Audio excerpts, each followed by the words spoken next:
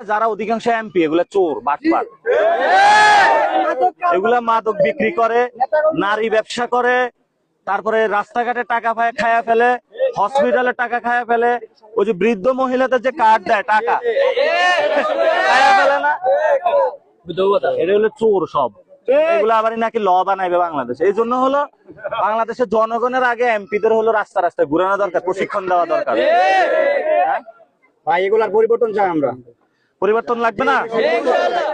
এভাবে আপনাদেরকে বলবো, ভবিষ্যতে যারাই এমপি হবে আপনারা একটু দেখে শুনে ভোট দিবেন, চোর বাটপার গুন্ডারে দিবেন না। ভাই মানুষ তো 100-500 টাকার কাছে বিক্রি হয়ে যায়। এটা আর ভবিষ্যতে আপনার ছেলে সন্তান যদি পড়াশোনা করে তাহলে সে দিবে না। যেমন আমি দিব না, আমি পড়াশোনা করছি। ভাই নেক্সট জেনারেশন এই ভুল আর করবে না এই তুমি করবা?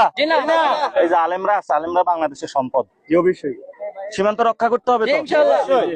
আমাদের ভারতের এখন নির্বাচন কেন্দ্রিক একটা ঝামেলা আছে, এরা কাঁটাতারে নির্মাণ থেকে শুরু করে অনেক কিছু করতেছে আর তা আপনারা একটু সাবধানে থাকবেন।